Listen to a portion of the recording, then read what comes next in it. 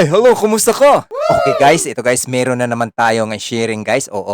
Dito guys, sa aking gawa natin, ito'y Team Gold Money Cake. Oo. Ito guys, ang style namin dito dahil sa nauna naming videos, ang laman noon ay ang cellphone. Oo. Oppo Reno guys, cellphone din. Ngayon naman, medyo malaki-laking perang involved dito. Medyo lang ha. Oo. Yan guys, ang aming cake Wow! na nilagyan namin ng pera sa loob. Ayan. Guys, ang paggawa dito talaga may napapanood kasi ako na talagang nagfi-feel ang kanilang ginawang money cake. Hindi nahihila, kumbaga, ah, sumasabit. Dito guys, talagang ginawa namin dito. Talagang bumili kami ng box o bumili kami ng box at saka yung mga plastic talagang hindi kami gumagawa ng DIY kumbaga o improvise na plastic, talagang naniguro kami para kumbaga hindi masisirang mood ng ating birthday girl kumbaga, oo. Ayan guys, ayan ang aming box na binili. Ayan, kung makikita ninyo puwede rin kayong sumubok niyan. Ayan ang aming mga plastic, oo, ayan. Sanitize na namin yan guys, make sure talaga na malinis dahil ipapasok natin yan diyan sa loob ng ating cakes, oo. Yan naman ang cakes namin ay by 5 lamang, oo. With it, frosting lang yan ang ginawa namin. Ayan guys, make sure lang talaga na na-sanitize yan, sigurado nating malinis at paglagay diyan guys sa ating pera. Sukat naman talaga 'yan at saka halos 60 pieces 'yan ang binili namin, ayan. Kailangan talaga diyan ang paglagay natin, siguraduhin natin na, tamang-tama lang ang tip natin. Ito'y hindi walang bukas sa dulo ang paglagay natin para hindi sumasabit paghila, oo. Although ang iba niyan guys, nilalagyan lang talaga nila ng, straw tapos, tinitape do'n sa straw para ang pag-ikot maganda. Pero guys, sinubok namin talagang nagfi-fail. Diyan ang aming diskarte, box talaga ang kailangan at nilagyan namin 'yun ng tape kada dulo na hindi siya talaga sumasabit, oo, ayan. Ayan guys, isa pa yung techniques diyan, kadalasan ating makikita nasa taas ang kanilang rolyo ng pera. Pero diyan sa amin guys, talagang dinidikit ko yan talaga, as in dikit sa mismong kickboard natin, oo. Diyan makakasiguro talaga tayo na hindi sumama pagbunot ng ating box dun paghila na ng pera, oo, ayan. Ayan, dinagdagan ko lang 'yan ng, ano diyan guys, dinagdagan ko siya ng, tawag dito, yung, paikot, oo, kasi medyo ang box naman ulo tamang-tama lang naman yung box, oo, kailangan. At saka guys, talagang 3 times naming dina-dry run 'yan, yung, ano na 'yan, nagre-rehearse talaga kami para make sure talaga na sigurado na hindi talaga sumabit, hindi mag-failed ang pagbunot kasi yun naman talaga.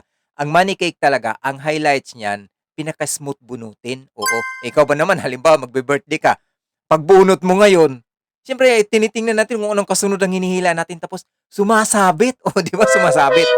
Masisira ang mood ng ating magbi-birthday. Iniisip niya kung kaya ang paraan noon, hihiwain mo yung cake, sisirain mo na lang yung box para makuha mo yun, mabunot mo ng diretso, oh, 'di ba?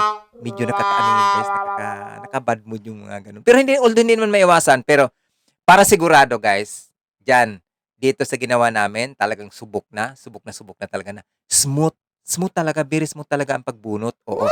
Ayan lang guys ang aming, design, sana inyo 'tong masubukan. Ayan ang aming design guys, ayan.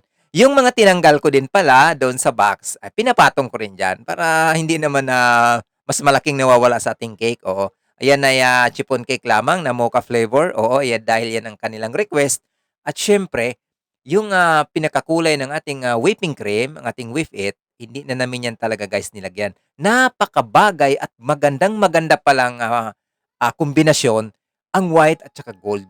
Oo guys, Yes! napakaganda pala. Tingnan niyo, yung, nilagay namin diyang mga gold na yan, ayan na may, non-toxic naman yan, oo. Pero pagka kainin yan puwede namang alisin, pero yan talaga maganda rin naman talaga, wala namang delikado, oo. Ayan. Ayan naman hindi naman pinapakinis talagang, naglalagay lang kami diyan ng style sa gawa namin ng aming, design, oo. Ayan, titingnan natin mabuti mamaya, ayan. Ayan ang aking daughter medyo ano pa yan, yan talaga nagga-guide sa'kin guys. Yan na nga may plano lahat diyan at talagang hindi talaga maiwasan nag-aaway din kami talaga diyan, oo. Pero sa kabilang banda, mas maganda ang kalalabasan. Imagine 'pag ikaw lang mag-isa gumawa, wala kang matanungan, "Oh, okey na ba 'to?" Ganito. Siyempre 'pag may guide, iba talaga guys na meron tayong, ah, assistant kumbaga, malaking bagay.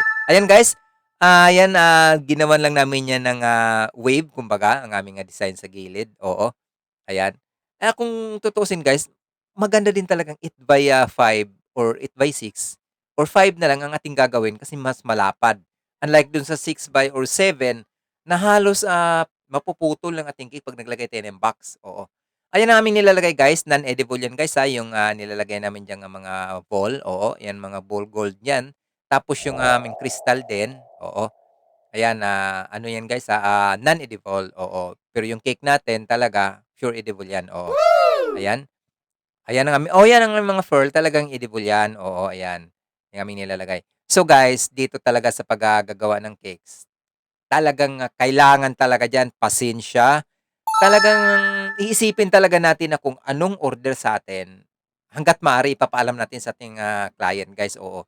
Kasi 'pag, may mga client kasi na halimbawa sa kulay, oo, sa kulay, basta naglagay ka ng kulay na taliwas do'n sa kanilang gusto na hindi natin pinapaalam, sigurado 'yan, 'pag send natin ng picture do'n sa kanila before deliveries, sigurado 'yan kung reklamo 'yan sa kulay na hindi angkop sa kanila or hindi nila gusto ang ating ginawa, wala tayong magagawa kundi babaguhin, sisirain ulit ang ating design. Binabayaran tayo, kailangan wag tayong pala-desisyon, 'di ba? Oo, susundin natin sila. Kung may babaguhin tayo, kailangan ipapaalam natin sa kanila na, "Ma'am, sir, ito yung, okey lang ba na ganitong style?" Bago natin gagawin or nagawa mo na, i-send mo sandali, oo. Para may paraan pa tayong magagawa. Kasi may mga client talaga na masilan, oo. Kung anong nandun gusto nila, yun talagang kanilang expectation, oo. Mahirap din 'yan na sabihin natin, "Okey na 'yan, puwede na 'yan." Pagdating sa kanila hindi pala. Naku, sigurado 'yan na madadali tayo niyan. Hindi tayo magkakasundo, makakasira tayo ng mood. Kaya kung anong nandiyan ang kanila susundin natin, oo. Ayan na guys ang aking, nilalagay diyan. Para magiging, halos sa kopyang-kopya, guguhitan natin ng konti. Kailangan may guide talaga tayo. Lahat ng ginagawa natin may guide. Kaya nga may tinatawag tayong sukat, panukat, or ano man yung magko-curve diyan para masundan, oo. Kasi 'pag lagay lang tayo ng lagay sa ganyan, tapos, meron ng lamat diyan sa gilid, siyempre ipa-pipe na naman, babaguhin. Pero 'pag may guide tayong sinusunod, naging maganda ang ating, paglalagay ng ating mga Yes! gold flakes, oo, ayan. Ayan na, malapit na matapos. Guys, diyan pala sa aming, sulat ay, fondant, details 'yan ang aming, sinusulat diyan sa happy birthday, oo. Ayan, fondant aming ginamit. Mas maganda kasi aming dedication, ayan. Maganda kasi guys na habang, naglalagay tayo ng mga kanyan mga topper sa taas, sinasaalang-alang titingnan natin kung anong magandang, angle para hindi naman natin paulit-ulit kasi mahirap talaga paulit-ulit, bunot naman dito, bunot doon, lipat dito, lipat do'n, mahirap 'yun guys. Kaya kailangan titingnan natin mabuti talaga, oo. Isusukat muna natin, ayan. Oh, at saka, lahat ng ginagawa natin maging cakes man 'yan o anumang mga design, isinitize natin at kailangan hindi tayo hawak ng hawak, kailangan kung kailangan gagamit tayo ng mga ganyan sa ginagamit namin, para 'pag nakita nila din, hindi naman sabihin, "Ayan, ano ba 'yan halos pero 'pag malinis namang ating kamay palagi, no problem naman 'yan, oo. O Yes! ayan na guys, halos mafi-finish na ang ating, cakes, ating nilalagay. Maganda pala talaga guys, kaya ita-try niyo 'yan ang ating gold at saka white, napakagandang, kombinasyon kumbaga. Guys, dito pala sa cake na ito, abangan niyo ang aming, next video. Ito'y hindi lang ito guys ang kanilang orders, o ito'y, para lang sa money cake. Meron pa silang third cake guys, oo, 3 tier na cake na ginawa natin. Susundan niyo na guys, ayan. Ayan ang ating, Wow! finished product na. Ayan, kung makikita niyo 'yan, na napakabagay talaga guys sa kanila. So, sana may idea kayo dito guys sa ating, ginawa dito na halimbawa may umorder sa inyo, hindi niyo man makuha ang, tamang mga ginagamit natin, basta siguraduhin lang natin na hindi magfe-fail sa pagdating ng event, oo. Kasi 'pag once na hindi 'yan talaga mabubunot ang ating pera, kahit paanong ilalagay natin 'yan guys, kahit, mga alahas or ano man diyan basta magkasya diyan sa loob ng, cake na 'yan sa box pagbunot mas excited guys, oo. Yes! Nakita niyo naman kanina sa opening, talagang excited talaga yung, nagbi-birthday 'pag ganyan na tuloy-tuloy, smooth ang ating, bunot ng kanilang, pera. Ayan, may candle din tayo sa likod guys, ay sa gilid. Tinusok namin 'yan kasi ayaw ngang, tumayo ang ating candle mahaba, kaya 'yan talagang, design nila na sinisend sa atin. Kaya kailangan talagang masunod 'yan, okay?